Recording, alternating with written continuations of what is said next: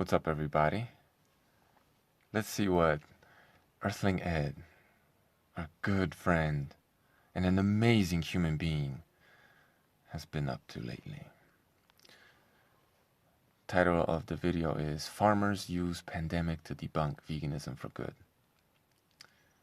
This is how satanic these people are, right? They flip everything upside down. They use double speak, right? Obviously, that's not what the video is going to be about. What it's about, obviously, is about vegans using the pandemic to debunk meat eating, farming, feeding yourself for good, right? They always flip everything upside down. Now, what is the title suggesting to you? That farmers are benefiting from this pandemic somehow. They're using it for their own benefit. When in reality, that's what Earthling Ed is doing. That's what a lot of vegans are doing. So he, in a way, and obviously vegans aren't going to be able to catch on to this, but he's projecting his own evil onto the farmer. How can the person that feeds humanity be evil and not the person that wants to take away your food, that is benefiting from the fact and gloating over the fact that your food supply is dwindling, whether that's meat or plants? He doesn't seem to care. These people are truly evil. And there's no two ways about that. Hey everyone, I hope you're all doing okay, and I hope you're still safe. But he gives you the fake puppy face and pretends to care about your safety, so on and so forth. So he must be a good person. These people are such charlatans, man. During this pandemic, one of the things that I'm talking about... Hey everyone, I hope you're all doing okay, and I hope you're still safe during this pandemic. One of the things that I'm sure a lot of you have seen... As soon as he said pandemic, he looked down as if in shame. As if he wasn't intelligent enough to figure out that there is no pandemic. There's been quite a few articles published talking about the different ways that the environment is benefiting from the pandemic, focusing a lot of the time on things like reduced air pollution, so of course due to the fact that there's less planes and cars. This sort of predictive programming was very predictable. There's of course less CO2 in many city and urban areas as a result. Now one group of people, animal farmers, have taken this information and they've run with it to present the idea that therefore animal farming has no negative consequences to the environment at all. And so what I want to do in this video is go through one of the Facebook posts that I've seen shared around a lot and go through exactly what the Facebook post says and work out whether or not it does prove that animal farming is not bad for the environment or whether or not it actually does the opposite. But before we... There really is no such thing as an animal farmer. I mean, in a sense, yeah, but again, anybody that farms animals uses plant agriculture inputs, and anybody that farms plants uses animal agriculture inputs, right? It's one and the other together. This is just how it is. Why? Because humans are not herbivores. Humans are omnivores, okay? So, once again, to break that link between the two is to divide and conquer, yeah? If Ed can convince enough people to destroy animal farming by default because of how farming exists, how interconnected it is, how dependent the animals are on the plants and the plants on animals. If you could destroy one side of it, divide and conquer, you destroy all of it. And that's exactly what's playing out right before our eyes. It's not just animal farming that's suffering. All farming is suffering. And even in this post, this is a farmer.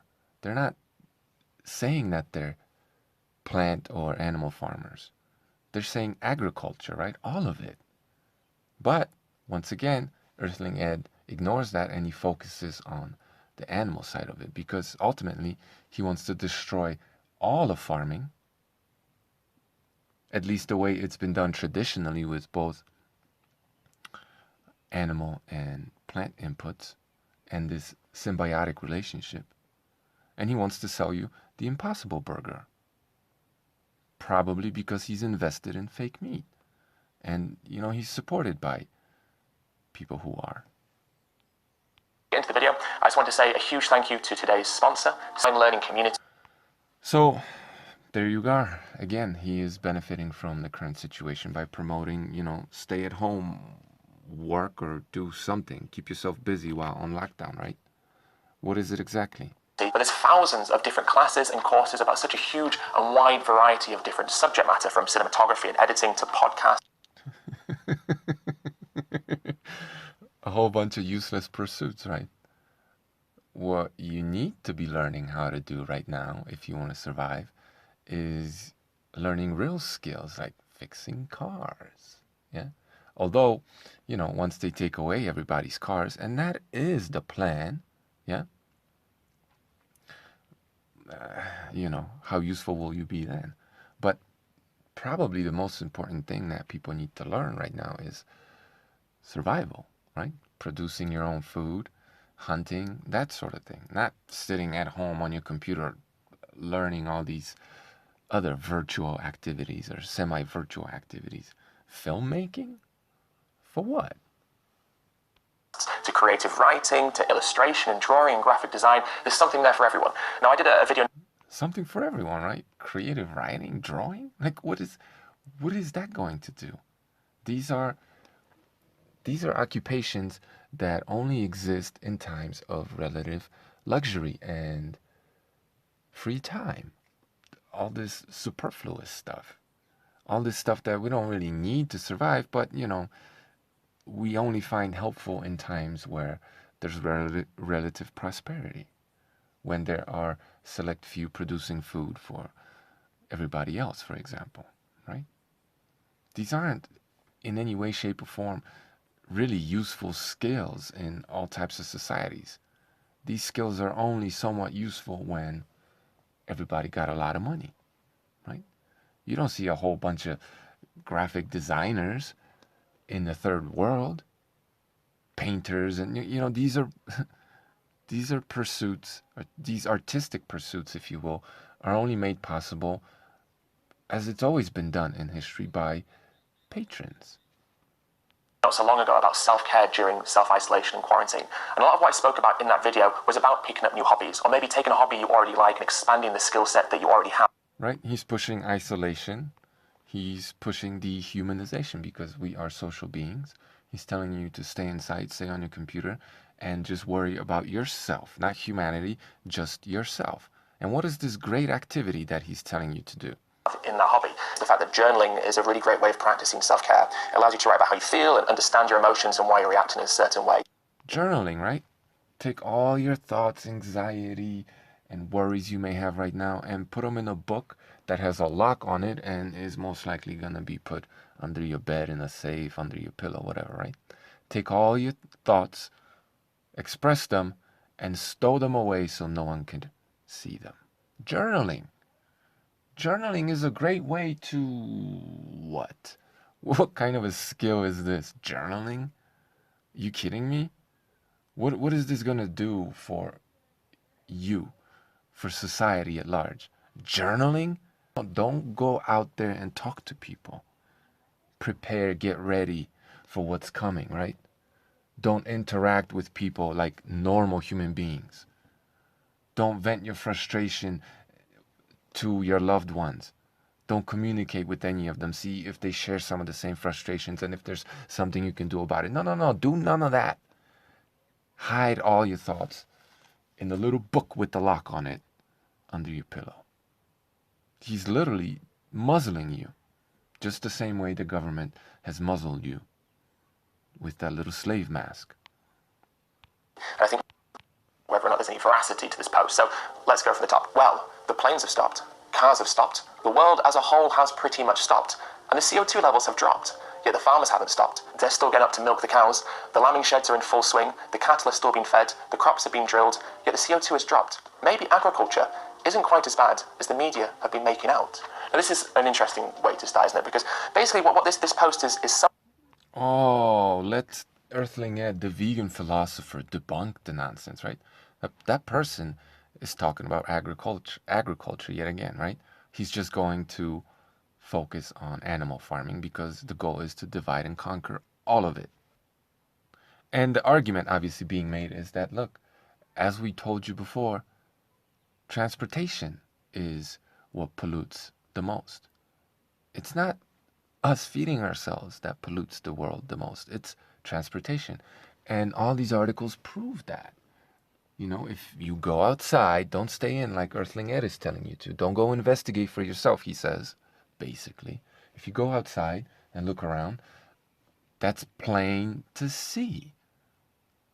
The environment is, Mother Earth is breathing easier right now because there aren't as many cars or planes or ships out there. Basic, right? Proof for everything that we've always said. Not to say that there's anything wrong with transportation, right? Necessarily. It's a necessary evil, if you want to call it that, fine. But that's what we've been saying, that transportation is what pollutes first and foremost. That's been paralyzed more so than anything else. And look at what happened, how quickly the atmosphere cleared up, right? So that's proof of what we've been saying. But what is Earthling Egg gonna say? Summarising, what it's trying to say to you is it's saying forget all the science, right? Forget all of the peer-reviewed scientific literature that we've been... Nowhere in that post did that person say forget the science, right? And who is the arbiter of what is science? Earthling Ed? And how did he prove that to you? By flashing a whole bunch of article titles? What, by burying in his video description links to articles, not studies, definitely not scientific studies, but a whole bunch of articles, interpretations of what probably aren't scientific studies anyway. That's science, right? Pop, pop, pop, pop, pop. I have the papers. I have the papers to prove it. Like Dr. Khan flashing some kind of paper in front of the camera, moving it around just in case you may catch what's written there or how to find it, right? This paper says what it says because I say it says that. Don't go read the studies, says Dr. Greger, because I read them for you. Science. No, it's not science. This is scientism. This is just blind trust in these self-appointed authorities that nobody voted for. That's what this guy is pushing. Science, he calls it. What a joker. For the past few years that's been talking about the negative consequences of animal farming, forget it. And in particular, forget the most comprehensive study that's ever been conducted exploring the relationship between farming and the environment. Ignore the fact that it derived data from over 1,500 different studies. That's not what that farmer is saying, obviously, right? Once again, he's projecting. He's flipping everything upside down. That's what he's saying. He's saying, forget what you see with your own eyes. Listen to what I have to say. He's not even telling you to go read the science and see for yourself. He's not telling you, go see for yourself. No. He's saying, forget what you see with your own eyes. Forget logic and reason. Okay? Listen to me. That's all that he's saying. Listen to what I have to say and take it on board as truth. Don't question it at all. He's pushing technocracy and scientism, projecting that which he is himself doing onto this farmer by strawmanning at the same time the farmer. That's not what the farmer is saying. The farmer is saying, open your eyes, and Earthling Ed is telling you to keep them closed. Looked at 40,000 farms all over the world. Ignore that, but particularly ignore the fact that it concluded that going vegan is the single biggest thing that we can do for the environment. Those gases, we're not talking about CO2, not really. The two gases that we really talk about when we're talking about animal... They used to talk all about CO2, and then that nonsense got debunked, so you moved the goalpost. To what? Farming are, of course, methane and nitrous oxide. Now, methane is up to... Now, methane breaks down into CO2, so we could toss that one out too, Earthling Ed. But you're not an honest person. Methane, just like CO2, is necessary for plant growth on this planet, right? Aren't you pro plant foods? So why would you want to limit the amount of carbon dioxide and methane? That's food for plants, right? He wants to limit that because obviously he is not for any sort of agriculture. He's completely against agriculture. He's completely against humans being able to feed themselves. This is just so obvious. And as far as nitrous oxide goes, give it enough time and that stuff is going to get debunked as a whole bunch of nonsense too. And look, just because there might be some of that coming out of fertilizer or, I don't know, cow dung, I don't know. Well, that doesn't necessarily make it wrong. That doesn't necessarily mean that there aren't other sources of this that are simply unaccounted for. Because what we know about vegans is that they hyper focus on what, just like Ed is doing right here, what animal agriculture produces, completely ignoring transportation, producing so much more of all of it, probably. So it's all a whole bunch of nonsense and just goalpost moving. Because first it was CO2, then it turned out that that's nonsense, then it was methane, and that's turning out to be nonsense because it's just CO2 in the end. And then there's, also, they're just constantly moving the goalpost.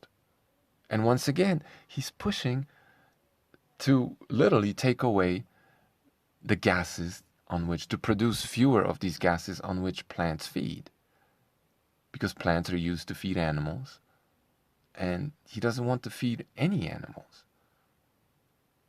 not even the human animal. Because this guy is anti human. By definition, that's what veganism is, anti humanism. 80 times more potent to the environment than carbon dioxide. And nitrous oxide is up to 300 times more potent for the environment than carbon dioxide. And so we're not talking about drops in CO2 levels or CO2 levels in general when we're talking about animal farming. We're talking about two other I'm pretty sure the greenhouse gas effect has never been proven scientifically. They use some models with, like a tent and stuff to trap all the gases, so on and so forth. Giving flat earthers, giving credence to their whole theory, right? That there's a dome above flat earth. Basically, like this is the science of CO2 as a greenhouse gas. There's no greenhouse. Where's the greenhouse? Right? Is is the earth really covered with a dome like a greenhouse? Is it?